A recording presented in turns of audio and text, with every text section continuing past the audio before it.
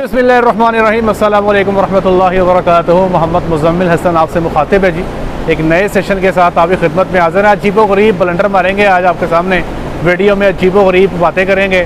सुनी होगी आप लोगों ने अक्सर, और हम भी सुनते आ रहे हैं। चलें इस पर आज बात करते हैं। एक तो अक्सर औकात ये आपने सुना होगा कि अगर कोई बच्चा मतलब गाय का मेल अगर भैंस की मेटिंग कर जाए तो वो भैंस ख़राब हो जाती है, दोबारा ठहरती नहीं। और अमूमी तौर पे आपको यही सुनने को मिलेगा कि बच्चा गाय पे छलांग लगा गया, या पंजाबी जी कहते हैं बच्चा मई पे टप गया।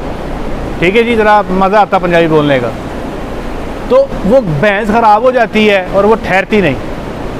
कभी आपने ये नहीं सुना होगा कि कोई छोटा मतलब कि बफलो का मेल वो किसी गाय के ऊपर जंप कर गया। मैंने आज तक ये काम नहीं देखा। जो जोटे हैं वो हमेशा भैंसों पे ही जंप करते हैं, लेकिन जो बच्चे होते हैं ना वो तमीज़ नहीं करते। वो भैंसों पे भी चढ़ जाते हैं और वो गायों पे भी चढ़ जाते हैं, उनको जो मिले वो चढ़ जाते हैं। तो यहाँ पे एक कंसेप्ट ये है, अभी हम फार्म पे बैठे थे तो यहाँ पे एक ऑनर, इनके पास कुछ भैंसें भी हैं। तो ये बता रहे थे कि चोटियाँ थे, बच्चा टप गया था, ख़राब हो गई हैं। तो मैं कुछ इस सिलसिले में आपसे ये एक्सपीरियंस शेयर करूँगा आपसे। और दूसरी बात ये करनी है कि अक्सर औकात पिक्चर्स लोग भेज देते हैं कि ये देखें जी गाय बैठी है और ये तारें कर रही है, ये गाय बैठी है उसकी दुम पे तारें लगी हुई हैं, या आज बच्चा गाय को टीका रखवाया 2 दिन बाद ये तारें निकल रही हैं, या टीका रखवाया 16 दिन बाद ये तारें निकल रही हैं। और फिर लोग पूछना चाहते हैं कि आप बताएं कि ये क्या माजरा है। इस सिलसिले में आज थोड़ी सी आगाही पैदा करने की कोशिश करेंगे। लेकिन पहले नंबर पे तो मैं आप बता देता हूँ आपको कि मेरे पास फार्म पे एक बच्चा था जी, उसका हमने नाम रखा था स्नाइपर। बहुत खूंखार किस्म का बच्चा था। वो खूंखार इस लिहाज से कि वो बहुत एक्टिव था। कभी किसी भैंस पे या गाय पे चढ़ जाता था तो वो बग़ैर मेटिंग के नीचे नहीं उतरता था। बहुत ज़बरदस्त अल्लाह ने उसको, लिबिडो उसकी बहुत अच्छी थी, अल्लाह की अता थी उस पर। देखा होगा आपने कई लोग, कई जानवर, वो जैसे ही जानवर में मेटिंग करने के लिए चढ़ते हैं वो बेचारे कोशिश करते हैं, नहीं होता तो उतर जाते हैं, फिर कोशिश करते हैं, फिर उतर जाते हैं। कभी तीसरी दफ़ा, कभी चौथी दफ़ा, कभी 5वीं दफ़ा कामयाब होते हैं। कुछ जानवर जो है उन पर अल्लाह की बड़ी अता होती है, वो बड़े इस चीज़ में बड़े एक्टिव होते हैं। जिस जानवर पे चढ़ जाते हैं फिर बगैर उतरे लगाए नहीं उतरते। वो मेरे पास बच्चा था जी स्नाइपर, उसका नाम रखा हुआ था। वो गलती से छलांगे चुलूंगे लगा के भैंसों के बाड़े में आ गया। वहाँ पे जी आपको पता पाकिस्तान पूरे में भैंसों की चुवाई जो है वो किले पे बांध के की जाती है। तो हमने कुछ 100 के करीब भैंस जो है वो किले पे बांधी हुई थी, खुरली पे। चुवाई का टाइम था, एक लाइन में हमारे पास 26 भैंसें होती हैं। वो बच्चा जनाब अभी लेबर फीडिंग कर रही थी, 3 भैंसों को उसने आनन फानन लगा दिया। अब ऐसे तो नहीं था कि वो भैंस पे चढ़ता था, भैंस खड़ी रहती थी। एक तो भैंसों के लिए हिलने की जगह थोड़ी थी, क्योंकि हर 4-4 फुट पे भैंस खड़ी थी। चुवाई का टाइम था, वो चढ़ता था, भैंस हिलती थी, लेकिन वो उतने में लगा के फारिग हो जाता था। तो 3 भैंसें जनाब ने उस बच्चे ने लगाई, और बाद में वो भैंसें ठहरी भी, उन्होंने बच्चे भी दिए। तो पहले नंबर पे तो ये ज़हन से निकाल दें कि अगर बच्चा किसी भैंस पे छलांग लगा दे तो दोबारा वो कभी प्रेग्नेंट नहीं होती। ये गलत बात है। हमारे पास भैंसें थीं जिनको बच्चे ने लगाया और वो बाद में प्रेग्नेंट भी हुई, उन्होंने बच्चे भी दिए और सारे का सारा मामला हुआ। याद रखिएगा कि जब भी कभी आप जानवर को लगवाते हैं, उसकी मीटिंग करवाते हैं, तो बच्चे दानी का निज़ाम अल्लाह की ज़ात ने बड़ा ही फिट बनाया है। जितना सामान चाहिए होता है, सीमन जो स्पर्म्स हैं, उसके अलावा जितना बाकी का सामान होता है वो या तो बाहर निकल आता है शू के रास्ते, या फिर बच्चे दानी के अंदर एक निज़ाम है जिसको डिफेंस सिस्टम कहते हैं, वो उसको एब्जॉर्ब कर लेता है, उसको ख़त्म कर देता है। तो इसलिए याद रखें कि ये जो अल्लाह ताला का बनाया निज़ाम है ये बड़ा ही फिट है जी, इसमें कोई कमी कोताही नहीं है। वो जो ना परफेक्ट किस्म का मुसव्वर है। अल्लाह ने जो निज़ाम बनाया उसमें कमी नहीं हो सकती। हमारे समझने में कमी ज़रूर हो सकती है, हमारे चीज़ों के परसीव करने में कमी ज़रूर हो सकती है, लेकिन उसके बनाने में कमी नहीं है। आप देखें, मैं आपसे बातें कर रहा हूँ, मेरे जिस्म में लाखों निज़ाम चल रहे हैं, मुझे पता ही नहीं है। साइंस आज भी इस जिस्म को पढ़ी जा रही है, समझ नहीं आ रही कि आखिर इसमें क्या क्या फिट किया हुआ है, कौन कौन से रिएक्शन हो रहे हैं, हमें पता ही नहीं है। वो निज़ाम अल्लाह की ज़ात चला रही है, बड़ा फिट निज़ाम है। तो ये जो लोग समझते हैं कि यार बच्चे ने लाती है, उन्हें ठहरनी नहीं, इन्हों भेज दो, ये गलत है। आप जानवर को डॉक्टर साहब से चेक करवा लें, उसके बच्चे यानी को देख के आपको मेडिसिन रिकमेंड कर देगी, अगर ज़रूरत हुई तो आपका जानवर ठहर जाएगा। सवाल नंबर 2, जानवर बैठा है पिछले तारे कर रहा है। अब तारे जो है ना जी, ये गबड़ जानवर भी करते हैं, ये वो जानवर भी करते हैं जो बच्चा देने के नज़दीक हैं, ये वो जानवर भी करते हैं जो हीट में हैं, ये वो जानवर भी करते हैं जो कि ना तो हीट में हैं, ना बच्चा देने के नज़दीक हैं, ना प्रेग्नेंट हैं। ये वो जानवर भी करते हैं जिनको टीका रखवाए को 10-12 दिन हो गए हैं। सबसे पहले तो ये बड़ा ही मुश्किल है आपके लिए तय करना कि ये जो तारें ये किस किस्म की हैं, इनके अंदर फ़र्क करना बड़ा मुश्किल है। हम लोगों से अक्सर ये कहते हैं कि जो फ़ैसला किया जाता है जानवर के बारे में वो उसकी बच्चेदानी को देख के किया जाता है। अब मैं आपको बताता हूँ, 2010 में हमने जब डेयरी को ज्वाइन किया तो तब डेयरी पे 2 VA आया करते थे, हमें याद है अच्छे तरीके से। और हम चूँकि तब नए थे, हमें तब इंसेमिनेशन नहीं आती थी, हमने बाद में फार्म पे सीखी है।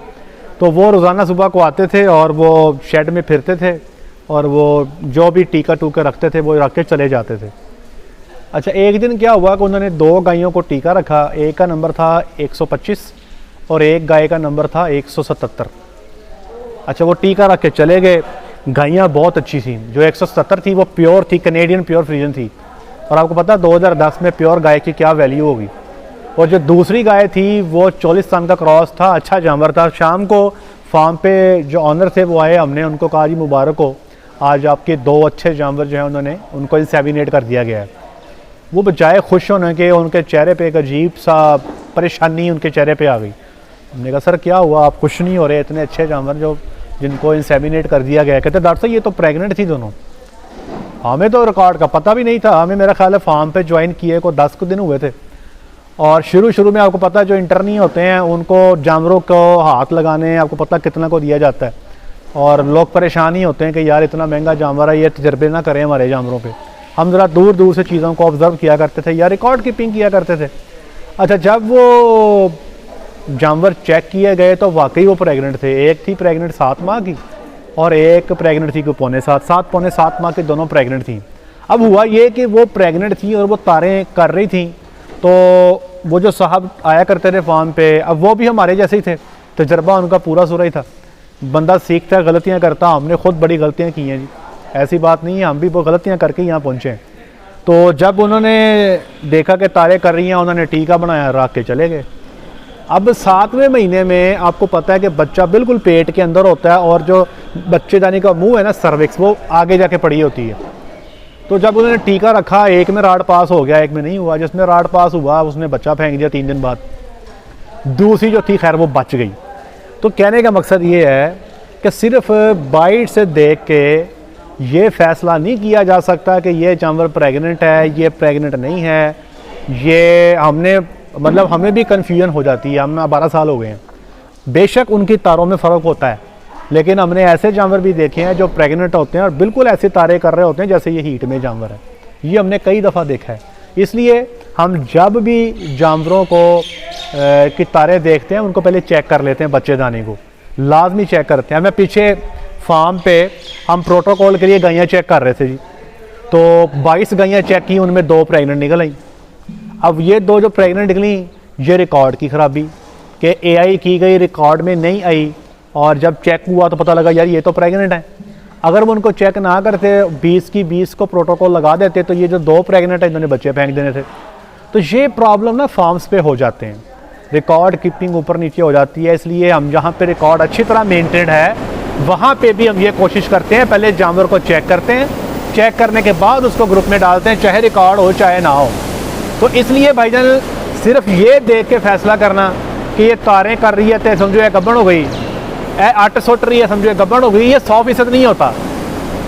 इसी तरह कुछ लोग जो वच्छे से लगवाते हैं, अमूमी तौर पे वच्छे से लगवाने के बाद वो दिखाते हैं जी अगले दिन के दाखे डॉक्टर साहब ये जो पीछे तारे की हैं इसमें पस है।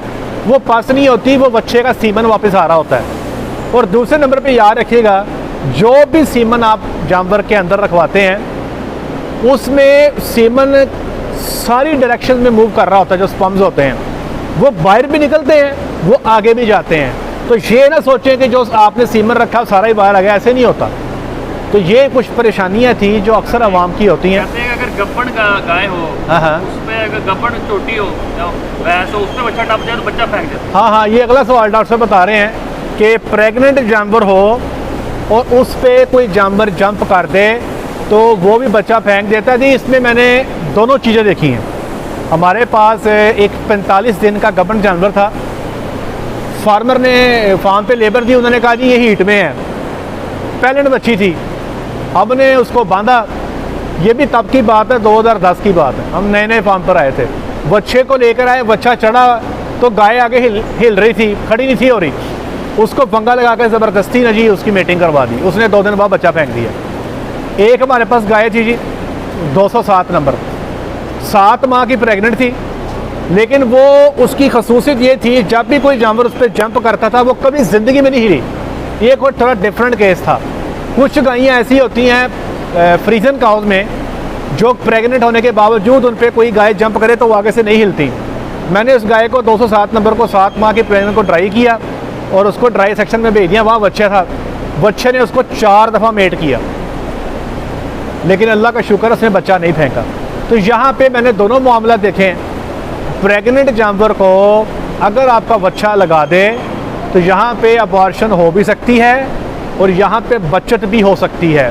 हमने ये किया था जब उसको मेटिंग की गई, हमने उस जानवर को प्रोजेस्टेरॉन लगा दिया, एवल लगा दिया, एट्रोपिन लगा दिया, अल्लाह की ज़ात ने उसे बचा लिया। तो ये दोनों तरह से मामला थे। एक और कल का केस है कि मेटासिस ब्लीडिंग जो है लोग समझते हैं कि डॉक्टर की रफ मैनिपुलेशन की वजह से। डॉक्टर साहब एक और चीज़ पूछ रहे हैं कि टीका रखवाने के बाद दूसरे दिन या पहले ही दिन जानवर ब्लीडिंग करते हैं, खून मारने लग जाते हैं। तो जो डॉक्टर टीका रख के गया है ये उसके गलत टीका रखने की वजह से जो है ये काम ख़राब हुआ है, तो ये भी गलत है जी। आप टीका रखवाएं या ना रखवाएं, उसने ये ब्लड फेंकना है। ये एक नॉर्मल फीचर है, इसका टीका रखने से या टीका ना रखने से कोई ताल्लुक़ नहीं है। इस पर हमने पहले वीडियो बनाई हुई है। तो आज की जो हमारी वीडियो है इसका मॉरल ये है, नंबर 1, अगर बच्चा भैंस को जंप कर जाए तो ज़रूरी नहीं है कि ये हमेशा के लिए नहीं ठहरेगी, ठहर जाती हैं। नंबर 2, कोई भी जानवर तारें कर रहा हो, बेहतर उसका आइडिया तब होगा जब उसको हार्ट डाल के उसकी बच्चेदानी को चेक किया जाएगा, तब भी बेहतर आइडिया होगा कि वो जानवर किस सिचुएशन में है। तीसरे नंबर पे ये जो इंसेमिनेशन के बाद दूसरे दिन खून निकल आता है, ये नॉर्मल है जी, ये इसका इंसेमिनेशन से कोई ताल्लुक़ नहीं है। अगर आप नहीं भी करवाएंगे तब भी वो जानवर खून फेंक देगा। नंबर 4 हमने बात की कि अगर प्रेग्नेंट जानवर पे बच्चा जंप कर जाए तो हमने दोनों चीज़ें देखी हैं। बाद औक़ात जो है अबॉर्शन हो जाती है और बाद औक़ात अबॉर्शन नहीं होती। अब इसमें क्या साइंस है ये इसको डीपली देखना पड़ेगा। तो आज के लिए इतना ही। अपना ख्याल रखें, दुआ में याद रखें, 5 वक्त की नमाज़ अदा करें। अस्सलामु अलैकुम।